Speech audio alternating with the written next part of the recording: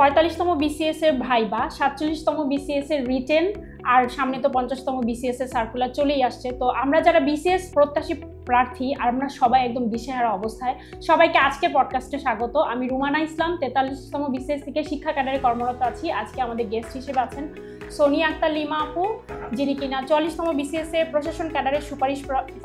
আপুর merit position হচ্ছে 23তম।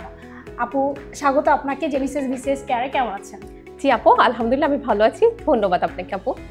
আচ্ছা আপু, আপনি কেন বিসিএস দিলেন? আপনার এই বিসিএস যাত্রায় আসার অনুপ্রেরণাটা কবে থেকে শুরু হলো? আচ্ছা, ধন্যবাদ আপু। আসলে বিসিএস প্রস্তুতে আমার কখনো বিসিএসটা আমার কখনো প্রাইম কনসার্ন ছিল না। আমার অপশন আমি যেটা রেখেছিলাম, আমি ঢাকা বিশ্ববিদ্যালয়ের শিক্ষক হব, সেই স্বপ্ন আমার ছিল। আমি বিবিএতে হচ্ছে আমার ডিপার্টমেন্টের পড়াশোনায় বেশি ফোকাসড হই, দেন এমবিএতেও ডিপার্টমেন্টের পড়াশোনায়, কারণ আমি চাচ্ছি আমি শিক্ষকতা যাওয়ার জন্য। কিন্তু যখন আমার বাবা আর কি যেহেতু সরকারি চাকরিজীবী, তো তার একটা অসম্পূর্ণ একটা ড্রিম যে আমি যেন ক্যাডার হই, আমি যেন প্রশাসক হই। তো তার এই অনুপ্রেরণাটা আমাকে অনেক কাজে দিয়েছে, কারণ তিনি আমাকে সবসময় বিসিএস ক্যাডার হওয়ার জন্য অনেক অনুপ্রেরণা দিত। বিশেষ করে যখন আমার এমবিএতে আমি যখন ডিপার্টমেন্টে ফার্স্ট হই, আমার সিজিপি 3.90, তখন আমি ডিসাইড করি যে আমি দুটো অপশন রাখবো। হয় হচ্ছে আমি বিসিএস যাব, এক ঢাকা বিশ্ববিদ্যালয়ের শিক্ষক হব, দ্বিতীয় অপশন হচ্ছে আমি বিসিএস ক্যাডার হব। তো এই ইচ্ছা থেকেই আমি এমবিএ এর পর থেকে শুরু করে দিই আর কি আমার বিসিএস এর যাত্রা। আচ্ছা আপু, আমরা তো দেখি যে প্রিলিতেই ম্যাক্সিমাম পরীক্ষার্থী হচ্ছে অনুত্তীর্ণ হয়ে যায়, এই জিনিসটাকে আপনি কিভাবে ব্যাখ্যা করবেন? আচ্ছা আপু, প্রিলিমিনারিতে অনুত্তীর্ণ হওয়ার মেইন কারণটা হচ্ছে প্রপার প্রিপারেশন। অর্থাৎ এখন আপনি যদি 47তম বিসিএস এর প্রশ্নের প্যাটার্ন দেখেন, 46তম বিসিএস যে প্রিলিমিনারি প্রশ্ন প্যাটার্ন দেখেন, আগে যে গদবাদে যে আপনি প্রিভিয়াস ইয়ারে কোশ্চেন পড়বেন, সেখান থেকে কমন আসবে, সেই দিন কিন্তু নাই। তো আপনার এখানে কি হবে যে কনসেপ্ট ক্লিয়ারিং, আপনার মধ্যে কনসেপ্টটা কতভাবে স্ট্রং আছে।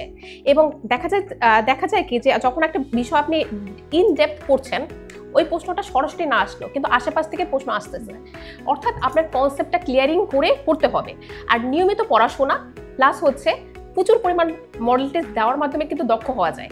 কিন্তু অনেক শিক্ষার্থী করে কি হচ্ছে, অনেক বেশি পড়াশোনা করতে যায়। ব্যাপার হচ্ছে কি, আমি বেশি এমফাসিস করি হচ্ছে প্র্যাকটিসের উপরে।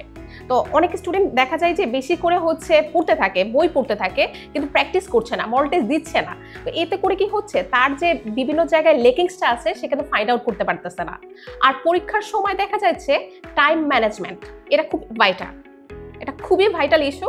কারণ অনেক শিক্ষার্থী দেখা যায় কি 2 ঘন্টার মধ্যে সে সকল কিছু গুছিয়ে আনসার করা সে করতে পারে না। দেখা যায় যে ফার্স্ট 1 আওয়ার সে তার মতো করে হচ্ছে আনসার করার চেষ্টা করে, যে আমি বা একটু টাইম ম্যানেজমেন্টে যেহেতু দুর্বল, যেহেতু সে মডেল দিচ্ছে না, তো এই কারণে দেখা যায় কি সে কিন্তু হচ্ছে অনেক প্রিপারেশন থাকা সত্ত্বেও ফেল করছে। তো এই কারণে আমার কাছে মনে হয় যে প্রিলিমিনারিতে অনুত্তীর্ণ হওয়ার পসিবিলিটি বেশি থাকে ওইসব শিক্ষার্থীদের জন্য।